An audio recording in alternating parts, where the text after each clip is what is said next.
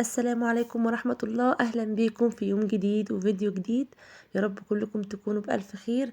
فيديو النهاردة هعمل معاكم تجهيزات من نص كيلو من اللحمة المفرومة.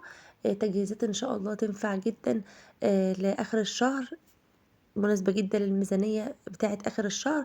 كمان مناسبة جدا انك تعمليها من تجهيزات اول الشهر، لانها هتوفر معاكي جدا في مصروف البيت. وكمان ممكن تعمليها كتجهيزات لرمضان زي ما انت عايزة، لان احنا ممكن من دلوقتي نشيل لحوم لرمضان. فاللحمة المفرومة بيبقى ليها وصفات كتير جدا. انا هعمل النهاردة ان شاء الله من نص كيلو من اللحمة المفرومة 3 تجهيزات. بس قبل ما نبدأ الفيديو حابة اقول لكل الامارات اللي فتحوا الفيديو بتاعي، لو انتي اول مرة بتشوفي قناتي وعجبك الفيديو، اتمنى منك انك تنوريني بالاشتراك في القناة وتفعلي الجرس على الكل علشان يوصلك كل فيديو جديد انا بقدمه. انا جبت هنا طبق اللحمة المفرومة ده، دي لحمة مفرومة برازيلي. كان النص كيلو ده كان عامل 140 جنيه. كنت جايباه من فتح الله. فقلت هعمل منه كده تجهيزات تقضي معايا الاسبوع اللي جاي ده كله ان شاء الله على خير. فقسمته كده لربعين، هو مقسوم يعني من نفسه كده في الطبق لربعين. فهاخد من كل ربع كده معلقه كبيره من اللحمه المفرومه، وهعمل منهم الجزء الثالث، وهقول لكم دلوقتي هعمل بيه ايه، وهقول لكم هضاعف الكميه ازاي. انا جبت هنا كميه من البصل. اللي كان عندي بصل اللي فضل عندي بقى لاخر الشهر، بصل من اللي هو الصغير ده كان خلاص البصل بيشطب عندي. فقلت هاشتغل خلاص باللي عندي، فجبت كمية كده من البصل الموجود وضربتها في الكبة. وكمان حضرت كمان حبايتين من الفلفل الرومي، اللي هو الكبير الأخضر ده. بس أنا كان هو حجمه كبير عندي، فأنا اكتفيت بس بحبايتين بس مش أكتر. وكمان حزمة من الخضرة.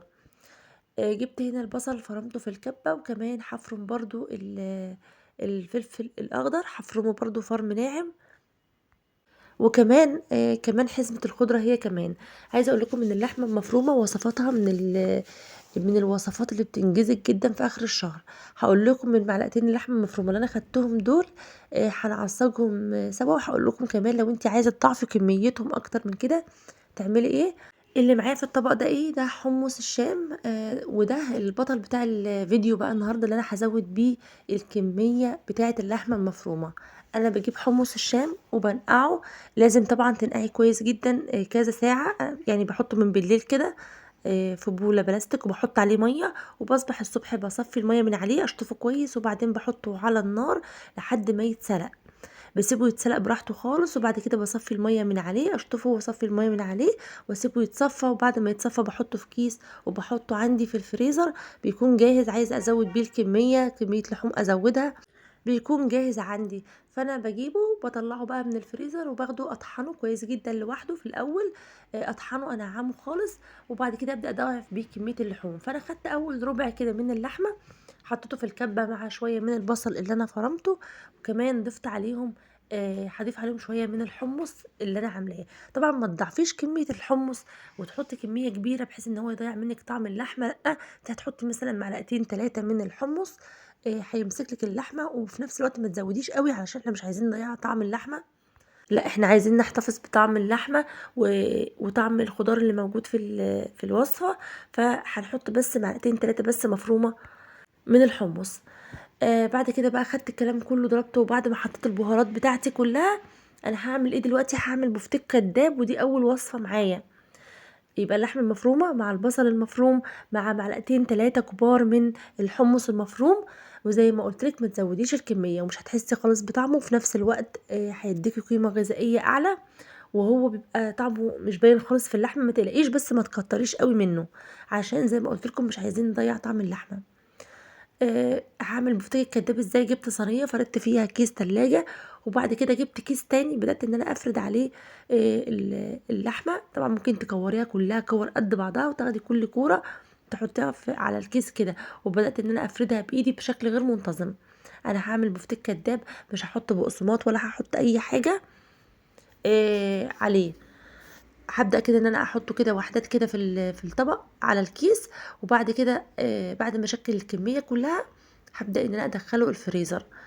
بطلعه من الفريزر بعد ما يجمد خالص. ولما تيجي تسويه بتسويه ازاي؟ بتحطي طاسة على النار عادي وتحطي فيها زيت، وبعد ما تسخن، اول ما تسخن معاكي تسخن بس، تبدأ انك انت تحطي فيها تنزلي فيها البفتيك الكداب، تنزلي الوحدات بتاعه البفتيك فيها وتبداي انك انت تحمريها في الزيت. هتتحمر معاكي من غير بقسماط ومن غير بيض ومن غير اي حاجه، وهتطلع معاكي ممتازه جدا. بدأت كده بقى ان انا اعمل الكمية كلها، وعلى فكرة ما شاء الله الكمية دي اقل من ربع كيلو، وعملت لي 12 واحدة من البفتيك الكداب. يعني ما شاء الله تكفي غدا أسرة كبيرة، 4 أو 5 أفراد.